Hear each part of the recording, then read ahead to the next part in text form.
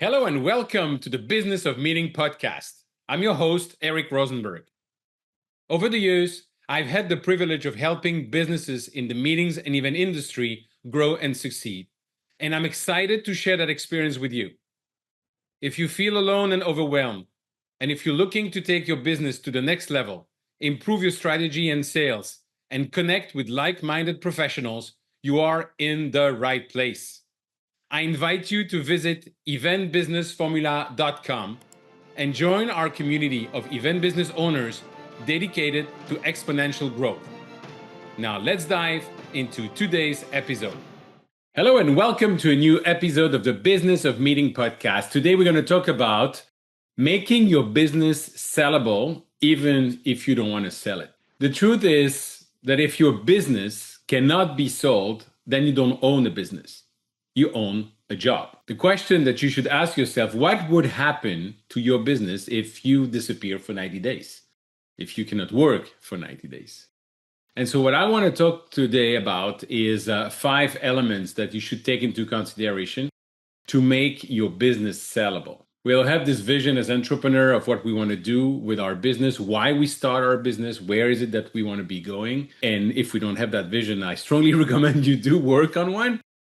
But in part of the vision, many times, the idea is to develop the business to sell it one day. And quite frankly, even if you don't think about selling it, at the end of the day, decades later, that's maybe the moment when you will start thinking about giving the business to the next generation, selling the business, or unfortunately, if you don't have any legacy aspect, whether it's with somebody you know or with a potential buyer, then you'll have to close it. And the number of businesses that are closing every day is just mind-blowing. Let's talk today about the 5 elements that you should take into consideration to make your business sellable. The first thing is you need to have some idea of what the future revenue are going to be. Ideally, you want to have recurrent revenue. That's the best thing. If you have contract, when you have every month cash that is coming in, that's the best solution, of course. And at least the second best solution is to have repeat clients. My first business, the corporate event agency, I had a lot of repeating client, which of course was great. I have 1 or 2 long-term contracts. But the fact that we had revenue coming, we could plan in advance. We knew how many months in advance, what the cash position was going to be, and how we could make investment based on that. So having obviously recurrent revenue is the best, then having repeated client is second best, but you need to have some sort of visibility. And also in terms of your client base, you don't want to have a client that is representing more than 20% of your profit. I said profit, not revenue. Even for revenue, you don't want to have a client representing more than 20% of revenue. But really, in terms of profit, if you have more than 20% of your profit coming from one client, that is a dangerous situation. God forbid something happen, you'll be in big trouble. Of course, when you start your business, listen, the first client represents 100% of the revenue and the profit. But as you move forward and as you keep developing your business, make some time and focus on diversifying the number of clients, making sure you're not too dependent on 1 or 2 clients. So first thing, having a way of predict revenue in the future. The second is document all the processes. You have to have a sales playbook. And what is a sales playbook? Obviously, we can spend hours on it, but it's how you sell, how you communicate, what is your positioning, what are people that are not familiar with your company should know about your business.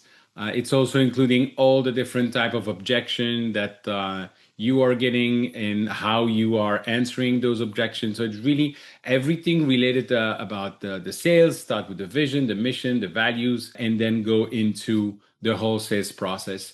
And you also need to have, in terms of processes, how you are delivering the events, the famous SOPs, standard operating procedure. And yes, I know for those who are already advanced when it comes to AI implementation, those are the agent swarm that are now existing and will be definitely coming up. where you might not need as much the SOPs that you needed in the past. But at the end of the day, you need to understand how the event is being delivered in order to work with the right agent. So, anyway, have an idea of the best process when it comes to event delivery. You also need to have an onboarding system for your client. What are you telling them? How are you in touch with them? How are you, as the business owner, but also your team, in touch with them? And also, when it comes to the vendor, the different vendor that you have, what is the template that you have for negotiation? I always say, don't play the bank in one way or another. In other words, don't charge your client for money that you won't need before 6 months. But on the other hand, don't pay the vendor if you haven't received the money from your client. Obviously, this is easier said than done. But when I had my corporate event agency, we had a rule that I needed to have at least 90% of all the revenue in the bank account, a maximum of a week before the program. If not, we're not running the program. It was clearly stated from the beginning. It's just a question of managing the risk for the business. And of course, in terms of processes, you need to have financial dashboard. You need to know your numbers. You need to have your key performance indicator in a dashboard. You need to know your leading indicator, your lagging indicator. That's one of the sessions where we review everything with the people that I'm coaching. But that's absolutely essential to know your number. And we always say, if it lives in your head, your company value is zero. Make sure that, again, if you are absent for a certain time, the business continues. So, one, having an idea of the future revenue. Two, document the processes. Three, it's about your leadership. Are you involved in everything? Or can someone else run the sales or run the operation or run the all the administration? If the answer is no, that no one else can run it, you are the bottleneck and you are a liability for your business. Remember my first 2 years with my first business, it was like, those are my clients. Nobody's going to do it better. It's my business, it's my brand. And long story short, I was driving 150 miles an hour into a wall where I was going to be completely burned out.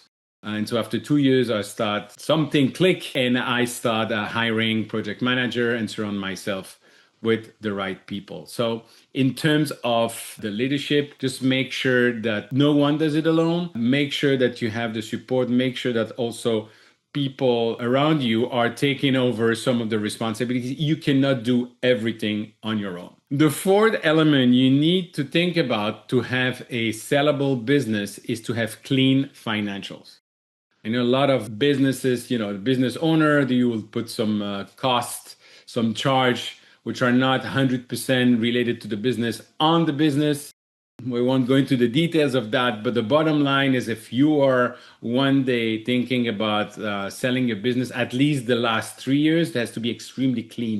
In other words, any personal expenses that you used to put on the business should be put somewhere else. You need to separate what is personal and what is professional. You need to have a clean P&L, and you need also to have a clear idea of the margin per event.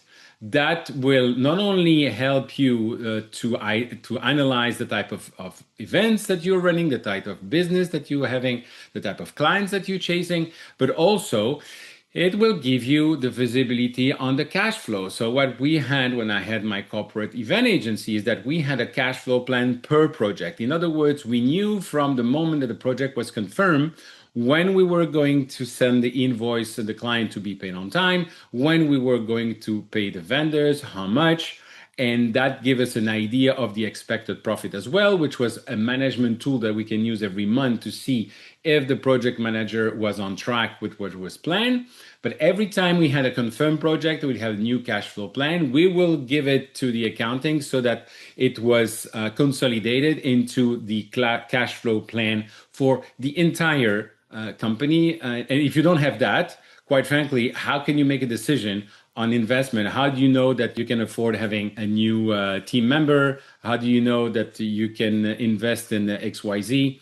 So it's very important to have this cash flow visibility for your business. And having clear financial also give you a good idea for a potential buyer of the dependency or the low dependency on you. I know some people when they're going to sell their business, they yeah, but I'm only paying myself, I don't know, 30,000 a year. Yeah, good luck to find somebody else to run the business for 30,000 a year. So it has to be realistic. It has to be clearly identified, but also the less is depending on you, the higher the value of the business. And I can tell you for sure, those who are buying businesses, the last thing that they want is having messy books, things that are not clear, that are not able to identify different elements of the P&L, and worse, that you cannot even explain what it is. So having clean financial is extremely important. And the fifth element is really what is the strategic positioning that you have. If you have identified your clear niche, if you know exactly how you're differentiating yourself, and one of my sessions, I explain how you can differentiate yourself with the competition so that you are really seen as a strategic partner. What is your approach? So it's basically all of this are element of your positioning and element of your brand equity. If you are a Me Too agency, if you're a Me Too business, fine. But from the moment that you can differentiate yourself and the moment that you're known for something specific, that will always increase the value of your business. So the five element, before I get into the conclusion, the five element to make your business sellable, even if you don't want to sell it. One, you need to have some sort of predictable revenue, the revenue in the future, where they're going to come from and how they're going to come. Two, you have to have all your processes that are documented. Three, you need to make sure that you have a leadership team, that you are not the person who's running everything and without whom the business cannot run. Four, you need to have clean financial. And five, you have to have a good positioning, knowing exactly your niche and what you are known for. What is having a business which is sellable going to give you? In one word, freedom.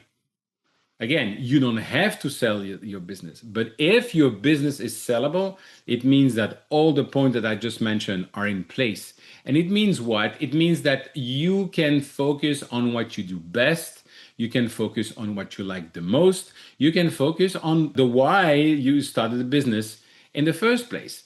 So it will help you in terms of your financial freedom or your personal freedom. It will reduce your stress. And as I already mentioned, the less you are involved in your business, the higher the valuation will be. And so usually when you have put all of this in place, you have a more profitable business, you have a more stable business.